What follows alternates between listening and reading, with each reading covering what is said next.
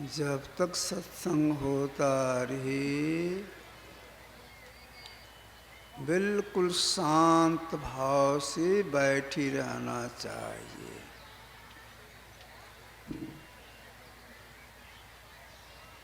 हलचल नहीं करना चाहिए। हलचल करने से कहने वाले का ख्याल बंटता है, सुनने वाले का भी ख्याल बंटता है।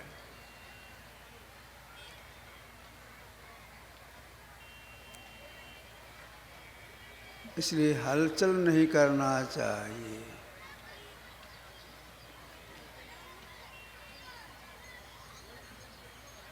पंडाल के बगल में कोई शोरगुल हो रहा है, किन्हीं आदमी को भेज करके उस शोरगुल को शांत कर दें। एक निवेदन यह है, जब तक मैं बोलता रहूँगा मंच के आगे इस पार से उस पार, उस पार से इस पार नहीं होंगे।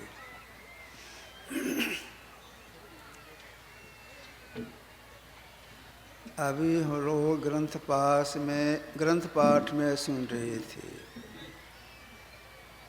शिव अज सुनक सनकादिक नारद, जे मुनि ब्रह्म विचार विशारद, सब कर मत खग नायक ईहा, करिए राम पद पंकज नेहा, श्रुति पुराण सब ग्रंथ कहाई, रघुपति भगति बिना सुख नाहि। जितने भी बड़े बड़े महापुरुष हो गए, जितना सदग्रंथ लिखा गया, सबका एक स्वर में यही कहना है, अगर आप परम सुख को प्राप्त करना चाहते हैं, परम सुख से मतलब यह है कि आवागमन के चक्र से छूटना चाहते हैं,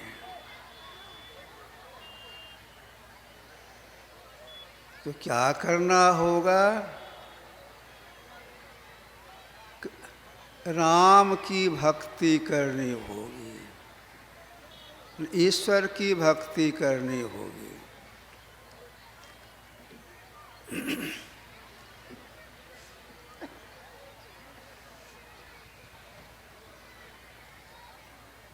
मानस जप और मानस ध्यान, ये स्थूल भक्ति है।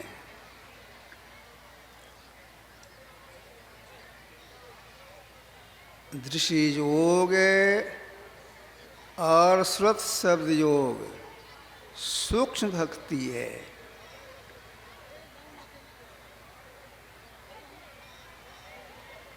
अगर कोई अपना परम कल्याण चाहती हैं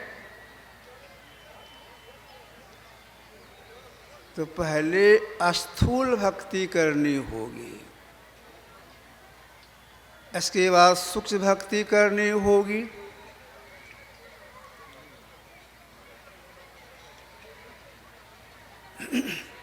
जैसे मोटे मोटे अक्षरों को लिखे बिना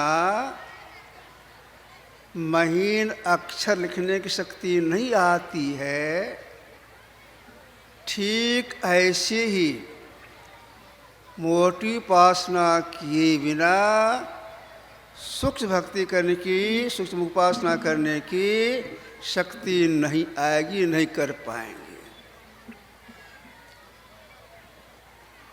अब मोटी उपासना में सबसे पहले क्या करना है? दादू सिरजनहार के कीर्ति नाम अनंत, श्रीहरण परमात्मा इनके बहुत से जपने वाले नाम हैं।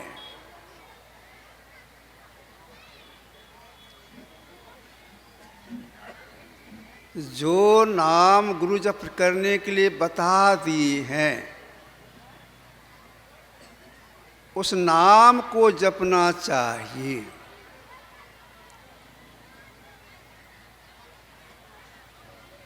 ऐसे तो प्राय लोग आंख बंद करते हैं, मुंह को बंद करते हैं, और जो सीखे हैं थोड़ा जप कर लेते हैं, छोड़ देते हैं। अगर इस तरह से करते रहेंगे तो जप करने में जो लाभ होना चाहिए उनसे कोसों दूर ही रहेंगे।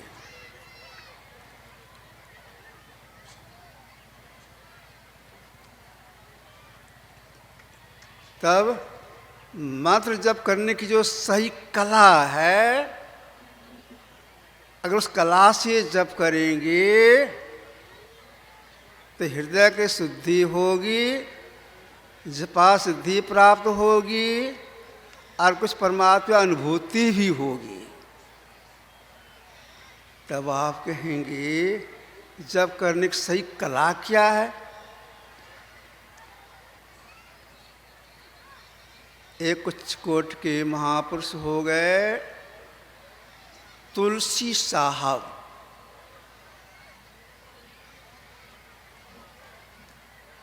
इनका एक संस्मरण सुनाता हूँ, इसके बाद इन्होंने क्या कहा जप के संबंध में, जब कला के संबंध में, जब करने की कला के संबंध में, सो कहूँगा। तुलसी साहब एक बार घूमते घामते चले गए काशी नरेश के दरबार में। काशी नरेश परिवार प्रणाम किए। जब भीड़ छट गई तो काशी नरेश हाथ जोड़ती ही कहती हैं, महाराज जी सुनते हैं आप चमत्कार दिखाती हैं, निवेदन है एक चमत्कार हमको दिखा दीजिए। तुलसी साहब ने कहा आप चमत्कार देखना चाहती हैं तो हाँ, तो ये काम करना होगा। तो कौन सा काम कर दें? बोलिए। काम यही, मैं आपके सामने बैठा हूँ, आप मेरे देह को छूइए, मैंने स्पर्श कीजिए, यही काम। काशी नरेश क्या करते हैं, अपने दाहिने हाथ से उनके बाएं तरफ के कुल्हा को ऐसे पकड़ते हैं, पकड़ने में नहीं आया। दाहिने कुल्हा पकड़ती हैं, पकड़ने में नहीं आया। छाती को ऐसे छूते हैं, छूने में नहीं आया। तब ये करने क्या लग गए, अपना दाहिना हाथ तुलसी साहब के गले पर ऐसे फेरने लग गए। हाथ आर पार हो जाता था, सटता ही नहीं था। क्या ये मेरा चमत्कार है? मैं आपके सामने बैठा हूँ, आप मेरे देह का टच नहीं कर पा रहे हैं, छू नहीं पा रहे हैं। ऐसे चमत्कारी महापुरुष थे तुलसी साहब। इन्होंने जप करने की सही कला के संबंध में कहा है, गौर से सुनिएगा, हलचल कीजिएगा, समझ नहीं पाइएगा। धरी गगन डोरी अपोर परख, पकारी पट पीयू पीयू करे। इसको मैं फिर दोहराता हूँ। धरी गगन डोरी अपोर परख, पकारी पट पीयू पीयू करे। धरी गगन डोर अपोर प्रश्न से तात्पर्य है सार शब्द की परख, ये अंतिम साधना है। जो सार शब्द की परख कर लेती हैं उनकी आत्मदृष्टि खुल जाती है, त्रैताप से मुक्त हो जाती हैं, परमात्मा का दर्शन हो जाता है। यह तो अंतिम साधना हुई। हम समाज में देखते हैं कोई व्यक्ति अपने रहने के लिए एक महल का घर बनाते हैं, छत पर जाने के लिए सीढ़ी बनाते हैं, 2 महल का घर बनाते हैं तो सीढ़ी बनाते हैं। अब छत पर जाना है तो पहली सीढ़ी पर रखते हैं, दूसरी पर, तीसरी पर, चौथी पर, तब छत पर जाते हैं। उस तरह से पहली सीढ़ी है एक नाम का जप। एक नाम का जप किस कला से करनी चाहिए? धरी गगन डोरी अपोर परख, पकड़ी पट पीऊ पीऊ करे। यही जप करने की सही कला है। पकड़ी पट, पकड़ी मतलब देखना, पट मने पर्दा। आंख बंद करते हैं, अंधकार, यह पहला पर्दा है। तुलसी साहब कहना है पकड़ी पट, तो अंधकार को स्वाभाविक ढंग से देखिए और जो मंत्र सीखे हैं उस मंत्र को जपिए। यही है जप करने की सही कला। जो इस कला से जप करते हैं, देर तक बैठ के जप करते हैं, लगातार जप करती हैं। लगातार से मतलब यह है तल्लीनता के साथ जप करती हैं। तल्लीनता कितनी चाहिए केवल जप करने में? मनो मध्य स्थितो मंत्र, मंत्र मध्य स्थित मन, मनोमत समायोगो जप इति ही धीयते। हिरण्य संहिता के श्लोक है। मतलब क्या हो गया? मन में मंत्र, मंत्र में मन का समायोग हो जाए, मतलब अटूल तैल धारावत, टूटे नहीं। जब कृष्ण यह भी ख्याल में न आने पावे कि हमसे जप हो रहा है, अगर ख्याल में आ गया टूट हो गई। अगर इस तरह से कोई जप करती हैं तो कुछ परमात्मा अनुभूति अनुभव हो जाती है। क्या अनुभव होती है? सिमरन तभी जानिए राम राम धुनि होय, कुंज कमल में बैठ के माला फेरे सोय। सिमरन तभी राम राम धुनि होय। और जब करने क्लास से जप करेंगे, देर तक बैठ के जप करेंगे तो जापक के शरीर में, जप करने वाले के शरीर में जितने रोए हैं, प्रत्येक रोए से उस मंत्र का वाइब्रेशन, उस मंत्र की ध्वनि गूंजने लगेगी। अगर कोई ओम नमः शिवाय, ओम नमः शिवाय जप करते हैं तो यही मंत्र का गूंज होगा। अगर कोई गायत्री मंत्र का जप करते हैं, गायत्री मंत्र की गूंज होगी। अगर शिव मंत्र का जप करते हैं, शिव मंत्र का गूंज होगा। अगर कोई राम का जप करते हैं, राम मंत्र का गूंज होगा। अगर कोई गुरु मंत्र को जपते हैं, गुरु मंत्र का गूंज होगा। प्रत्येक रोए से एक बार की, आगे पीछे नहीं, एक बार की यह परमात्मा अनुभूति है। तो असुल उपासना में 1 नंबर में रखा गया एक नाम का जप।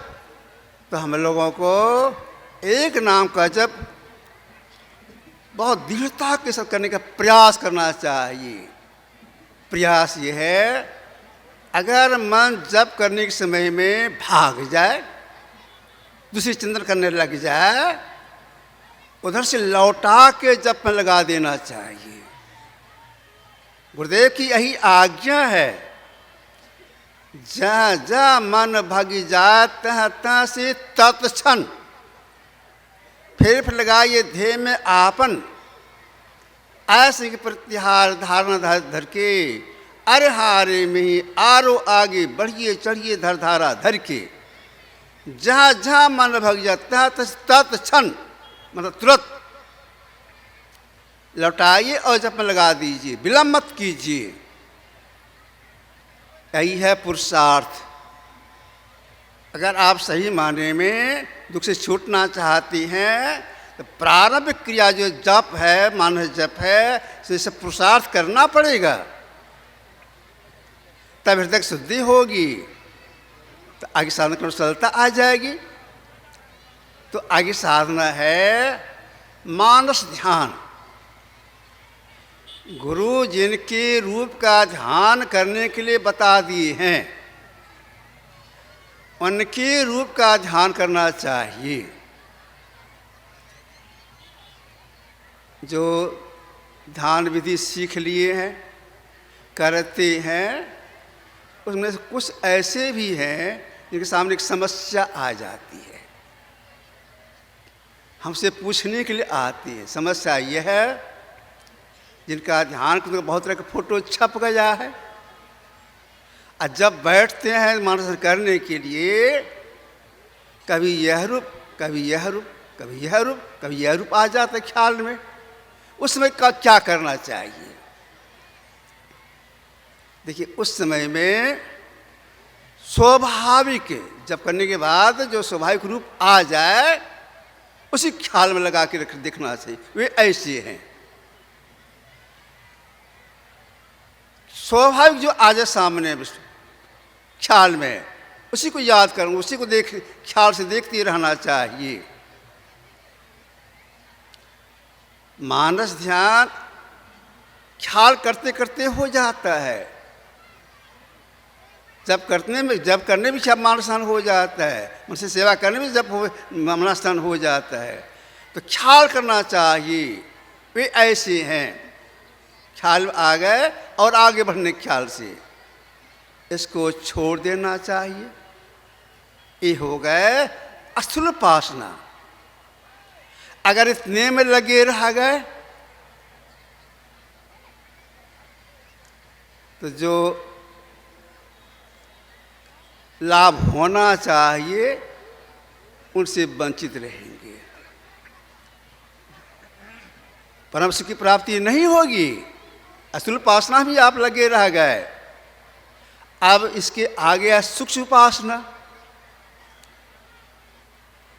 सूक्ष्म उपासना के दो पाठ हैं, दृश्य योग और श्रुत शब्द योग, दो पाठ हैं। अब दो पाठ में पहले क्या करना है? तो दृश्य योग मतलब बाईं आंख की बाईं धार और दाईं आंख की दाईं धार को एक करना है। दोनों धार समान रेखा में चल रही है, दोनों को सटाना है। अपने सटेगा, अपने से नहीं सटेगा। इसका भेद गुरु बताती हैं। अंधकार में यहाँ देखिए, ऐसे देखिए, इतनी दूरी पर देखिए।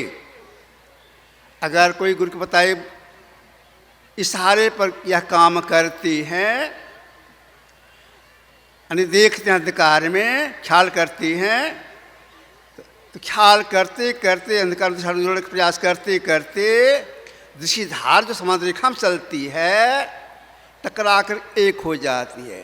तब आप कहेंगे समान रेखा में चलती है, कितनी दूरी पर टकरा के एक होती है? गुरुदेव साधना किए, संत बन गए, तब इन्होंने कहा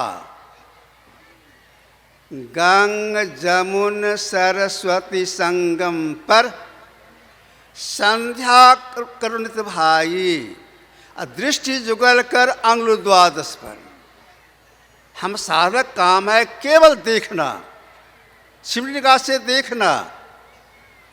देखते देखते ठीक 12 अंगुल की दूरी पर जाकर के दिशा टकराएगी और एक हो जाएगी। तब आप कहेंगे टकरा के एक होगी, हम जानेंगे कैसे टकराई है। साधक जान जाते हैं। क्यों जान जाते हैं? कुछ देखने को मिल जाता है। क्या देखने को मिलता है? जैसा प्रकाशमयी है, एक बार टकराती है, एक बार चमक, 2 बार टकराई, 2 बार चमक, छट छट छट छट बिजली छटके, बिजली से चमक देखने में आता है।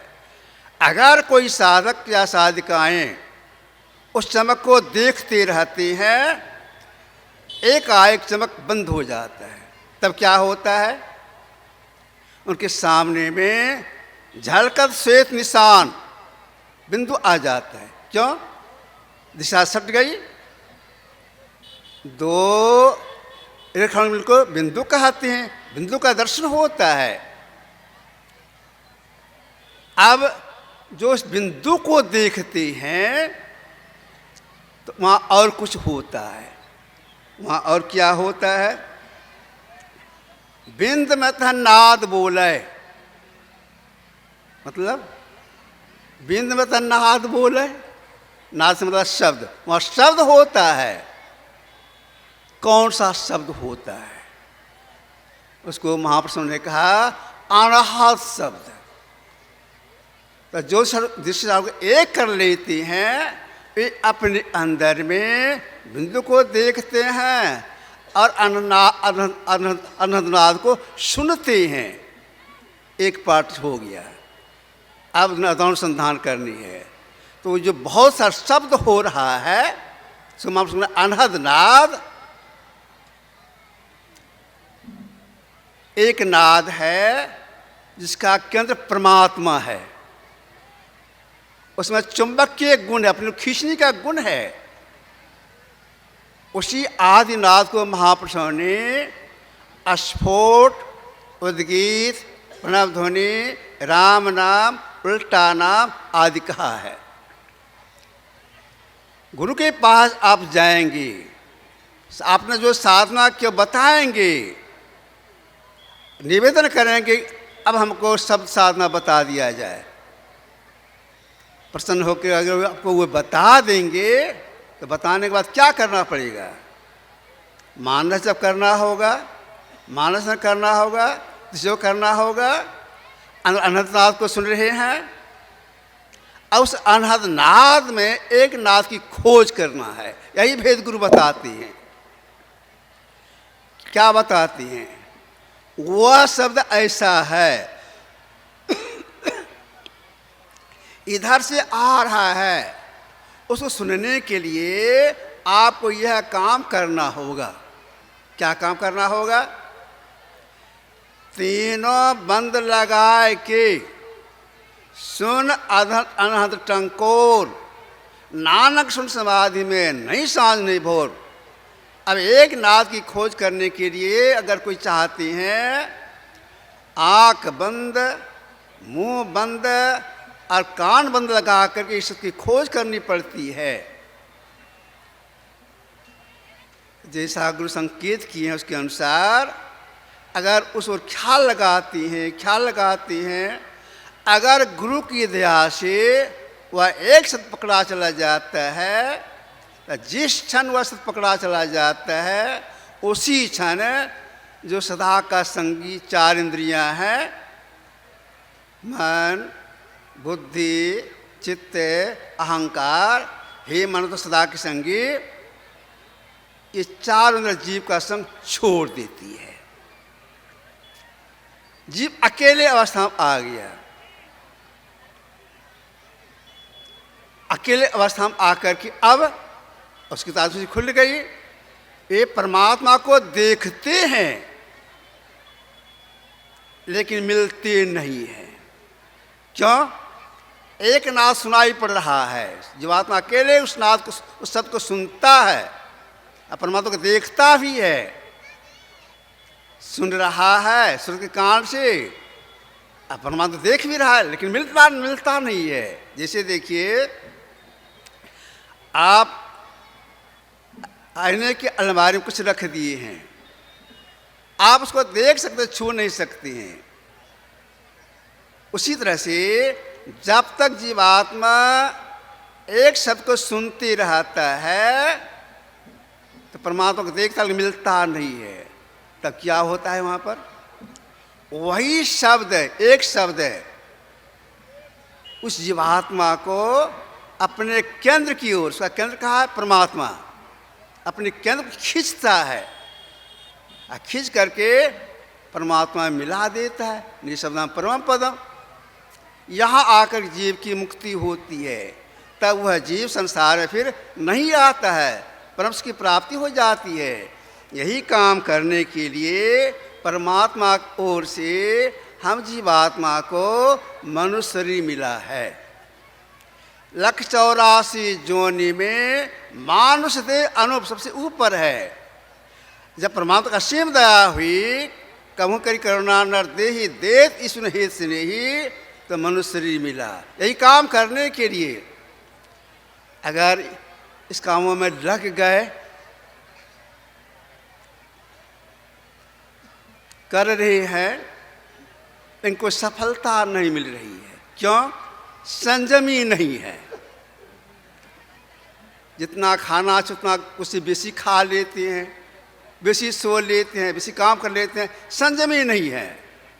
लेकिन भीतर में है कि हम साधना करें, संयमी नहीं है। जैसे हवा के झोंका लगने से बादल छिन्न भिन्न हो जाता है, क्या जीवात्मा का सत्यानाश तो नहीं हो जाता है? क्या नहीं? अर्जुन ने पूछा था, सत्यानाश नहीं होता है। तब क्या होता है? जब वह जीवात्मा असुर शरीर का परित्याग करता है तो सुख शरीर के साथ वह जीवात्मा स्वर्ग लोक साधना कर रहा है, शरीर छूटा, वह जीवात्मा चला गया स्वर्ग लोक, हजारों वर्ष, हजारों साल वहाँ रहा, सुखों को भोगा। इसके बाद तब आया श्रीमान घर में जन्म लिया। एक बात। दूसरी बात यह है, जोग कुल में कौन लेता है जन्म? जोग में श्रद्धा है, संयमी नहीं है, लेकिन भीतर से विरक्ति है। संसार अकेले आए हैं, अकेले चले जाएंगे, कुछ भी साथ में नहीं जाएगा, शरीर नश्वर है, साधना करनी चाहिए, लेकिन जिह्वावश संयम नहीं कर रहे हैं, उसका शरीर छूट गया। लेकिन भीतर से विरक्ति है, उसका शरीर छूट गया। वह जीवात्मा स्वर्ग नहीं जाता है, जिसका अंदर विरक्ति है, स्वर्ग नहीं जाता है। तब वही जीवात्मा सीधे जोगी कुल में जाके जन्म लेता है। और जिस घर में महापुरुषों का अवतार हुआ, उस परिवार में जाके जन्म लेता है। पहले जो थोड़ा सीख करके किया था उसको सीखता है, तन्मयता के साथ करता है, और थोड़ी जीवन में एक जन्म के बाद ही वह सदा के लिए दुखों से छूट जाता है। इस काम में जो लग जाता उसके लिए यह है, और जो नहीं लगते हैं, सिर छूट जाता है, तो ब्रह्मण खा दे ही, मनुष्य नहीं मिलेगा। यह जानकारी कहाँ मिलती है? यह जानकारी सत्संग से प्राप्त होता है। अगर संसारासक्त हैं, संयमी नहीं है, तो स्वर्ग लोक जाना कि समय की बर्बादी होगी, फिर श्रीमान घर जन्म मिलेगा। अगर वृत्त भाव में रहे तो समय की बर्बादी नहीं, जोगी कुल में जन्म होगा, साधना विधि सीखेंगे, बहुत जल्द मुक्ति को प्राप्त करेंगे। गुरुदेव ने संसार के लोगों से कहा, अनासक्त में रो भाई, दमन करो इंद्रिय दुखाई। अगर तो अनासक्त होकर के रहोगे, इंद्रियों को दमन करोगे, तो जल्द मुक्ति मिल जाएगी। तो जितने बड़े बड़े महापुरुष हो गए, सबका यही कहना है, अगर आप जल्द मुक्ति को प्राप्त करना चाहते हैं, संसार से अपने को विरक्त भाव में ले आइए। पहले संसार से तोड़ी आवे, तब बात जाकी पूछिए जी, तलवार दो है, मयान एके, किस महात्मा में कीजिए जी। मीठे पल दूर करो, करूँ प्रेम पर पीजिए जी। पलटू जब शीश उतार धरे, तब आप या की लीजिए जी। कितना सटीक उदाहरण दिया है। पहले संसार से तोड़ आवे, तब बात प्या की पूछिए जी। तलवार तो है मयान एक ही, मयान जिसमें तलवार घुसा के रखा जाता है, उसमें एक ही तलवार घुसने की जगह है, दो नहीं। अगर कोई संसार भी चाहेंगे, संसार सकते रहेंगे, परमात्मा को प्राप्त करना चाहेंगे तो नहीं होगा। तब भीतर से संसारासक्ति का त्याग करना होगा और विरक्त भाव में रह करके जब ध्यान करने से जल्द तरक्की होती है। तो महापुरुषों का कहना, विरक्त भाव में संसार में रहने का प्रयास कीजिए। ऊपर से तो दिल में ला, भीतर फाँकें तीन, इस तरह से रहना पड़ता है संसार में। खीरा ऊपर से देखने में एक समान लगता है, और जब खाने के ख्याल से काटते हैं वे तो तीन फाँक, तीनों अलग अलग है। ठीक है, संसार में रहने के लिए प्रयास करना चाहिए। जल कमलवत संसार में है, लेकिन संसार में फंसे नहीं है। तो इस भाव को अपने को बना के रखने से जब जल्दी होता है। यह जानकारी कहाँ मिलती है? इसी सत्संग में। सत्संग से जानकारी भी मिलती है और करने की प्रेरणा भी मिलती है। कल और आज सत्संग हुआ, यह है ज्ञान यज्ञ। इसका संस्कार सीधे मोक्ष प्राप्ति के लिए होता है, संस्कार पड़ जाता है। तो इस ज्ञान यज्ञ में जो कुछ सहयोग प्रदान किए हैं, तन से, मन से, धन से या वचन से सही बहुत पुण्य का संचय किए हैं। फिर भी मैं गुरुदेव से प्रार्थना करता हूँ, सबों का आध्यात्मिक विकास हो, भौतिक उन्नति हो, यहाँ का सत्संग संपन्न हुआ।